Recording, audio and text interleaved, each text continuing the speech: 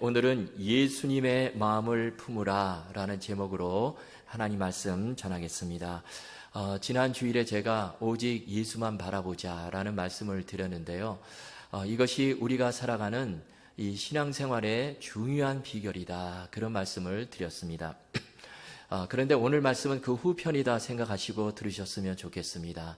자, 오늘 말씀 예수님의 마음을 품으라 우리에게 말씀하는데요. 정말 우리가 이 풍파 많고 어렵고 시험이 많은 이 세상 살아갈 때에 우리가 매 순간 주님을 바라볼 뿐만 아니라 우리 마음 가운데 예수님의 마음을 품고 산다면 이거보다 더 강력한 삶을 없다라는 것입니다. 여러분, 우리가 마음이 중요하다 그런 말을 하죠. 사실 우리는요, 마음이 끌린 대로 움직이게 되어 있습니다. 마음이 우리의 몸을 지배하고 우리의 삶을 지배한다, 그렇게 볼 수 있습니다. 1960년대에 이 건조가 된 트레셔라고 하는 미국의 핵잠수함이 있습니다. 근데 이 핵잠수함이요, 아주 강하게 만들어졌어요. 강력하게 만들어졌습니다. 그래서 북극의 얼음을 뚫을 정도로 그렇게 강력하게 만들어졌는데요. 또 이 잠수함은 당시에 가장 깊은 잠수 기록도 갖고 있었습니다. 그런데 이 잠수함이요, 바닷속 깊이 어느 정도까지 버틸 수 있는가, 그 한계 깊이까지 내려가는 그런 시험을 하게 되었어요. 그래서 한계 깊이까지 내려가게 되었는데 그만 이 잠수함이요, 핵잠수함이 산산조각이 나버렸습니다. 마치 플라스틱이 부서지는 것처럼 그렇게 동체가 산산조각이 나버렸어요. 바닷속에 그 무서운 압력을 견디지 못하고 그렇게 된 것이죠. 그런데 놀라운 것은요, 그 잠수함이 내려간 그 바닷속보다 훨씬 더 깊은 곳에 물고기들이 살고 있다는 사실이 밝혀진 것입니다. 그 물고기들은 아주 얇은 살가죽으로 덮여 있고 눈도 이렇게 큰데요. 그런데 그 바닷속을 아주 자유롭게 이렇게 헤엄치고 다니는 거예요. 그 무서운 압력에도 불구하고 그것에 전혀 영향도 받지 않고 물고기들이 그 바다 깊은 곳에서 그렇게 헤엄치며 살고 있더라는 것입니다. 그런데 그 이유를 보니까 그 외부의 압력과 이 물고기 몸속에 있는 압력이 동일하다는 데 있어요. 그러니까 그 무거운 그 막중한 압력들을요, 물고기들이 그냥 다 흡수하는 것입니다. 전혀 영향을 받지를 않아요. 여러분, 그런데 우리도 마찬가지입니다. 우리도 살면서 여러 가지 정말 힘들고 어쩌면 이 한계 상황에 다다를 때가 있죠. 도저히 내 힘으로 버틸 수 없는 그런 압력, 고난, 어려움 가운데 우리가 직면할 때가 있습니다. 그렇게 되면 많은 사람들이요, 사실 그 견딜 수 없는 어려움, 고난을 이겨내기 위해서 어떻게 해서든지 이 외부 환경으로부터 주어지는 이 압력을 줄여보고자, 이 외부로부터 오는 이 압력을 줄여보고자 발버둥을 쳐요. 여러분, 그런데 중요한 것이 무엇입니까? 그 외부로부터 온 압력을 줄이기보다 내 속에서 담력을 키우는 게 중요해요. 내가 그 압력을 받아 넘길 수 있는 그런 마음을 갖는 것이 중요하다는 것입니다. 여러분, 그래서 정말 중요한 것이 무엇일까요? 오늘 보면은 우리가 정말 우리 앞에 다가오는 이 수많은 환경적인 압력들, 여러 가지 압력들 가운데서도 우리가 정말 이 물고기들처럼 자유롭게 헤엄치며 버틸 수 있는 그런 힘을 갖는 것이 중요한데, 그 비결을 말씀하고 있는데요. 그것이 바로 오직 예수 그리스도의 마음을 품고 사는 것이다. 그 말씀을 우리에게 주시고 있습니다. 그래서 본문 5절에 보니까 이렇게 말씀하죠. 너희 안에 이 마음을 품으라. 곧 그리스도 예수의 마음이니. 자, 오늘 이 본문은요, 빌립보서 안에 들어있는 말씀인데요. 빌립보서는 사도 바울이 빌립보 지역에 사는 성도들에게 보낸 서신입니다. 그런데 그때 당시 성도들에게 도대체 어떤 어려움, 어떤 문제들이 있었기에 사도 바울은 오늘 본문에서 너희는 그리스도 예수의 마음을 품으라, 이런 말씀을 하고 있을까요? 뭐 여러 가지가 있겠지만 그 중에서 대표적인 것이 당시의 빌립보 교회가 하나가 되지를 못하는 것입니다. 교회 안에 분쟁과 다툼이 있었어요. 마치 고린도 교회가 바울파, 아볼로파, 게바파, 그리스도파 이렇게 네 파로 나누어져서 분쟁을 했듯이 빌립보 교회 안에도 두 개의 파로 갈라져서 분쟁을 하고 있었다라는 거예요. 빌립보 교회가 이렇게 하나 되지 못하고 분쟁하고 다투고 있었을 때에 사도 바울이 내린 처방이 무엇입니까? 그것은 바로 외부로부터 다가오는 압력을 줄이는 것이 아니라 너희들이 그리스도 예수의 마음을 품으라. 그리스도 예수의 마음을 품으라. 그것도 명령형으로 이렇게 말씀하고 있어요. 여러분, 이 말씀이 참으로 중요한 말씀입니다. 우리가 이 말씀을 들을 때에 내게 주시는 말씀으로 받았으면 좋겠습니다. 이 말씀을 저 사람이 들어야지, 다른 사람이 들어야 돼, 이렇게 이 말씀을 받는 것이 아니라 우리 모두에게 주시는 말씀으로 받을 때 우리가 정말 놀라운 하나님의 역사를 보게 된다라는 것입니다. 여러분, 우리는 모두 다 예수 믿는 사람들이죠. 그런데 예수님을 믿는 그 핵심이 무엇일까요? 가장 중요한 본질이 무엇일까요? 그것은요, 우리가 그저 구원받고 끝나는 것이 아니라 우리가 계속해서 예수님을 닮아가는 삶을 사는 것입니다. 나 한 존재가 작은 예수가 되어 사는 거예요. 여러분, 우리 인생의 궁극적인 목표는 예수님을 끊임없이 닮아가는 데 있다라는 것입니다. 이것이 신앙생활 핵심이고 우리가 여기까지 가야 하는 거예요. 이것을 위해서 가장 중요한 것이 바로 내가 예수님의 마음을 품는 것입니다. 여러분, 우리가 예수님의 마음을 품게 되면 사실 이기지 못할 시련이 없고요, 또 품지 못할 사람도 없어요. 우리가 신앙생활하면서 가장 어려운 거 두 가지를 꼽으라면 바로 밖에서 다가오는 시련이 있고요, 또 사람 사이의 관계일 것입니다. 어떨 때는 정말 내가 감당하기 힘든 그런 시련을 우리가 만날 때가 있죠. 또 사람과의 관계가 틀어져 가지고 도저히 품지 못하고 용서하지 못하고 사는 경우도 있습니다. 그런데 예수님의 마음을 품게 되면 이 두 가지를 넘어설 수 있다라는 거예요. 마치 저 깊은 바닷속에서 그 무서운 압력 속에서도 조금 더 영향을 받지 않고 정말 유유히 자유롭게 헤엄쳐 다니는 물고기들처럼 내가 받는 시련, 어려움, 상처들, 관계의 어려움, 그런 것이 문제가 되지 않는다는 것입니다. 그래서 우리가 예수님의 마음을 품는 것이 너무나 중요합니다. 여러분, 성경이요, 예수 그리스도의 마음을 품으라 이렇게 말씀하는데요, 이것은 우리에게 너무나 좋고 우리에게 참으로 유익이 되는 것이기에 그렇게 말씀하는 것이죠. 자, 그러면 여러분, 우리가 품어야 될 예수님의 마음은 어떤 마음일까요? 자, 오늘 본문은 크게 두 가지로 우리에게 말씀해 주는데요, 첫째는 철저히 자신을 낮추는 마음입니다. 높아지려고 하는 마음, 어떤 순간에도 내가 위에 서려고 하는 마음은 절대로 주님의 마음이 아니라는 거예요.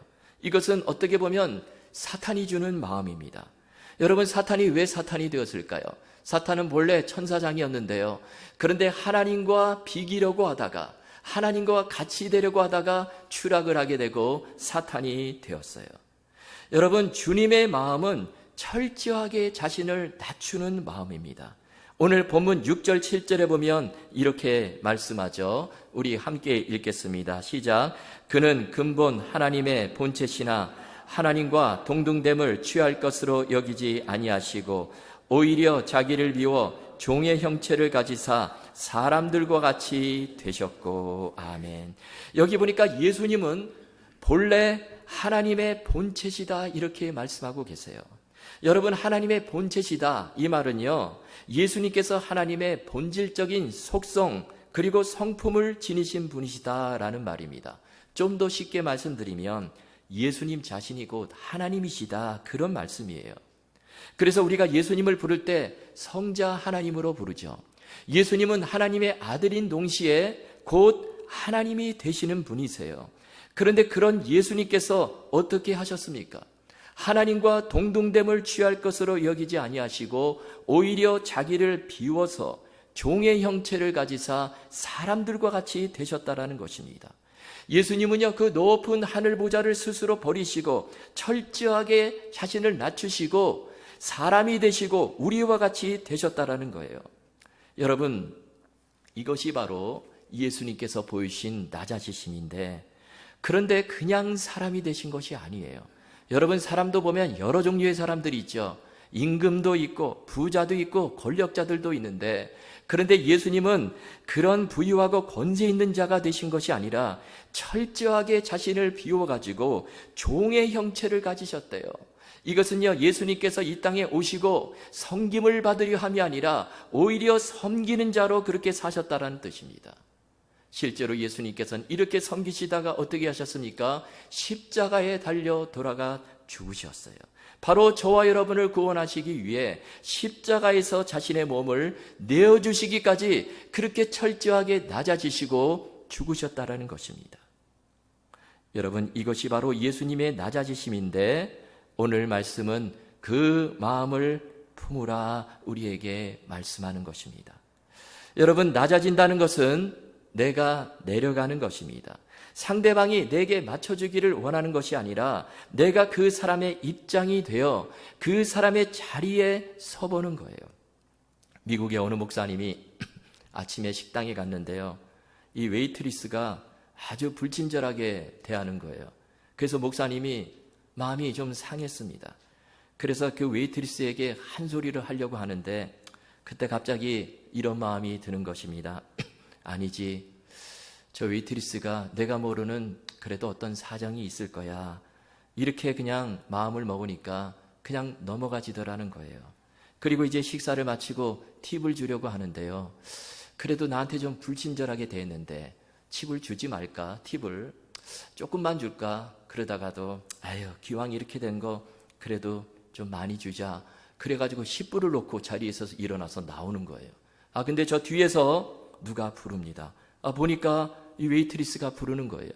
그러더니 손님, 이거 팁 맞습니까? 이거 팁 아니지요? 그렇게 물어보는 거예요.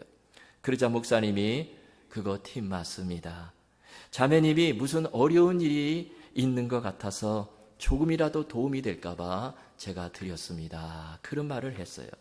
그러자 그 웨이트리스가요, 눈에서 눈물을 글썽입니다. 그러면서 하는 말이, 사실 어제 제 남편이 집을 나갔습니다. 제가 너무 힘듭니다. 그런 말을 하는 거예요. 그에게 말 못할 사정이 있었던 것이죠.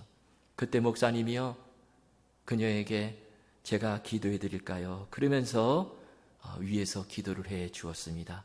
그러면서 또 자연스럽게 복음을 전할 기회도 얻게 되었어요. 여러분, 이 목사님이 순간 예수님의 마음을 품었더니 예상치 못할 의외의 일을 만나게 된 것이죠. 여러분, 자신을 낮추라는 것은 나를 비하하라, 그런 뜻이 아니에요. 나 자신을 낮추라는 것은 그 사람의 입장이 되어 생각해 보라라는 것입니다. 쉽게 내 마음대로 상대방을 판단하고 정죄하는 것이 아니라 저 사람도 그럴 사정이 있겠지, 이렇게 한번 생각해 보라라는 거예요. 미네소타주의 루터 교회에 존 칼슨 목사님이 있었는데요, 이분이 이 파트너가 없는 졸업생을 위한 파티를 열면 어떨까, 그런 생각이 들었어요. 이 미국에서 졸업 시즌이 되면요, 졸업생들이 파티를 여는데 보면 다 파트너를 데려오는 그런 파티입니다. 그런데 문제가 있어요. 파트너가 없는 그 졸업생들은요, 와서 그 파티, 즐거운 파티에 참석하고 그냥 상처만 입고 가는 거예요. 저 사람은 파트너도 없네, 애인에게 차였나 봐, 능력이 없으니까 파트너도 데리고 오지 못하네. 그러면서 그 파티는요, 정말 소위 소수 잘 나가는, 정말 잘 나가는 그런 소수 사람들을 위한 그런 파티가 되어버렸어요. 그래가지고 심지어 어떤 경우에는요, 즐거운 파티를 끝나고 자살하는 사람들까지 생겨났다라는 거예요. 그래서 존 칼스 목사님이 생각하다가 예수님이 원하시는 파티는 이것이 아닌데, 그런 생각을 하고 이 목사님이요, 졸업생들을 위해서 파트너가 없는 파티를 열기로 했어요. 그래가지고 파티 준비를 아주 잘하고요, 그래가지고 실제로 조건을 내세웠는데 이 파티는 파트너가 없는 사람들만 참석할 수 있습니다. 그렇게 조건을 내걸었어요. 그리고 드디어 파티가 열렸는데요, 의외로 이 파티가요, 성황리에 마쳤습니다. 인기를 끄는 거예요. 언론에까지 보도가 되었습니다. 그렇게 되니까 후원자들도 몰려들었어요. 그렇게 되니까 나중에 파트너가 있는 사람도 파트너가 없다, 그렇게 하면서 그 파티에 즐겁게 참여하게 되었다라는 것입니다. 모두가 다 즐거운 파티가 되었어요. 여러분, 우리가 예수님의 마음을 품게 되면 모든 사람이 즐거워할 수가 있어요. 우리가 교회를 할 때도 마찬가지죠. 내 주장 옳을 수가 있어요. 내 생각이 옳을 수가 있습니다. 그러나 그보다 더 중요한 것은 예수님의 마음을 품는 거예요. 이것이 바탕이 되어야 한다는 것입니다. 여러분, 예수님께서요, 만약에 우리 사람을 그저 어르신대로 대하셨다면 우리가 어떻게 되었을까요? 아마 우리는 한 사람도 살아남지 못했을 것입니다. 예수님의 진노의 심판을 받고요, 우리는 다 멸망길로 떨어졌을 거예요. 그러나 주님은 그렇게 대하지 않으시고 어떻게 하셨습니까? 우리를 구원하시기 위해 철저하게 낮아지시고 우리를 용서하시고 정말 이 땅에 오셨는데 그것도 냄새가 나는 짐승의 여물통 위에 누이셨어요. 이것은요, 모든 사람을 품기 위해서 그렇게 하신 거예요.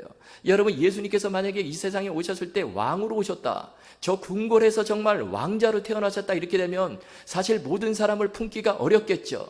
그런데 예수님께서는 가장 낮은 자리에 오셔가지고요, 모든 사람을 품으시는 그런 메시아가 되셨다라는 것입니다.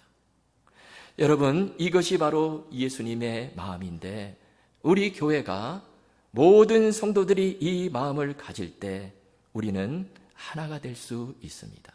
정말 은혜가 넘치고요, 기쁨이 넘치는 신앙 공동체가 될 수 있어요. 그리고 사람들이 이 교회에 찾아오게 될 것입니다.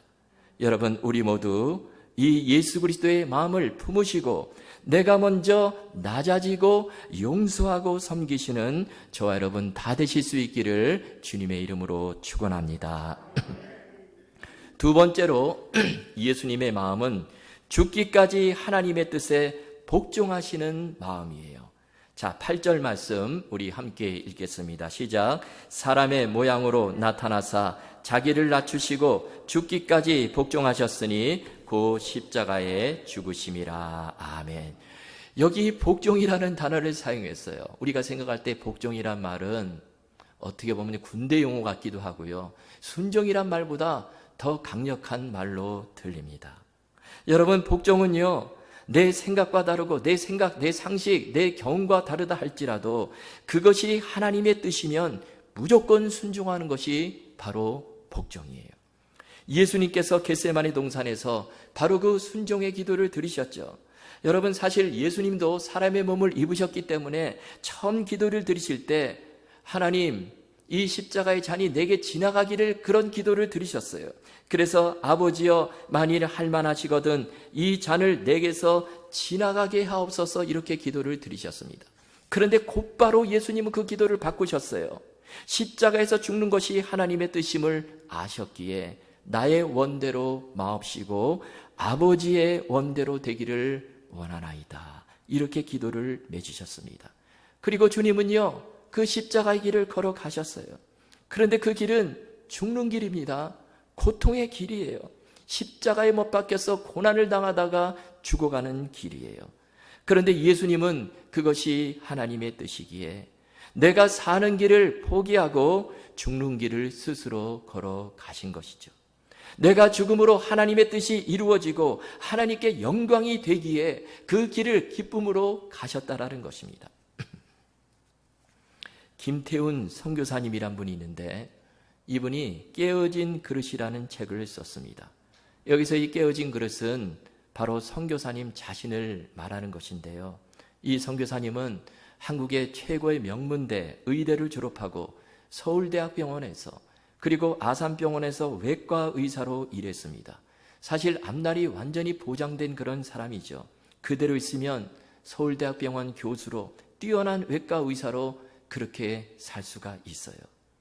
실제로 여러 큰 대학병원들에서 서로 교수로 모셔가려고 그런 오퍼까지 받았어요. 그런데 이분이요, 그 좋은 자리를 다 마다하고 아프리카 에티오피아 선교사로 떠나게 되는 것입니다. 사실 이렇게 하기가 쉽지가 않죠. 그런데 이렇게 할 수 있었던 것은 이분이 예전에 대학에 다닐 때 예배를 드리는데요, 그 예배 시간에 하나님의 강력한 임재를 경험하게 되었습니다. 진짜 예수 그리스도를 가슴으로 만나게 되었어요. 그 순간 그의 가치관이 완전히 바뀌어져 버립니다. 그전에는 내가 경쟁하고 내가 다른 사람보다 더 잘 나가고 내가 다른 사람보다 이기는 삶을 살아야 되겠다, 그런 목표를 가지고 살았는데, 그런데 정말 하나님의 임재를 경험하고 나니까 그런 목표가 사라지더라는 거예요. 또 성경을 보니까 예수님께서 나는 너희를 위해 섬기는 자로 왔고 가장 낮은 자리에 왔고 내 목숨을 주기에 왔다, 이런 말씀을 하시는데 선교사님이 그 예수 그리스도의 마음을 품은 것입니다. 그 예수 그리스도의 마음을 가진 거예요. 그리고 나도 예수님처럼 살아야 되겠다, 그러면서 나중에 정말 의사가 되었을 때 과감히 사직서를 내고 에티오피아 선교사로 떠나게 되었어요. 2013년 7월에 에티오피아로 떠나는데요. 그런데 그 이듬해에 그곳에서 그만 이 말라리아에 걸리게 됩니다. 그런데 후유증이 생기는 거예요.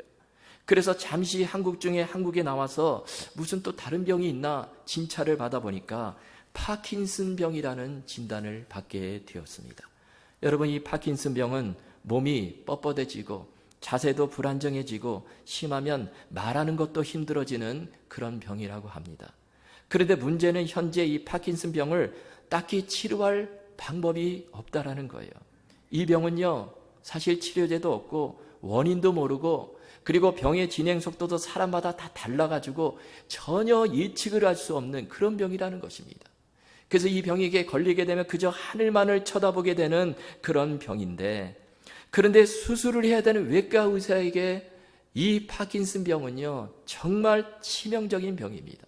특별히 이분이요, 간 이식 수술 전문이에요. 간을 떼다가 간을 이식해야 되는 이 완전 정밀적인 수술을 해야 되는데, 그런데 파킨슨 병에 걸려가지고 수술을 할 수 없게 되었어요. 의사직을 내려놓을 수밖에 없는 그런 상황이 온 것입니다. 도저히 이해가 안 가는 거예요. 한참 잘 나가던 의사, 그 좋은 자리를 다 내려놓고 헌신해서 하나님을 위해 에티오피아 선교사로 떠났는데 그 이듬해 이런 엄청난 일을 만나게 된 것입니다. 그래서 처음에 정말 너무나 이해가 안 돼가지고 하나님께 질문도 수없이 하고 기도도 많이 하고 울기도 참 많이 했다고 합니다. 그때 선교사님이 많이 불렀던 찬양이 우리가 예배 시작 전에 불렀던 찬양, 임재라는 찬양이에요. 하늘의 문을 여소서 이것을 주목하소서, 주를 향한 노래가 꺼지지 않으니 하늘을 열고 보소서. 이 찬양인데요, 정말 사방이 다 막혀버리니까 하늘의 문이라도 열려줘야 되겠다, 그런 심정으로 울면서 수없이 그 찬양을 불렀다라는 것입니다.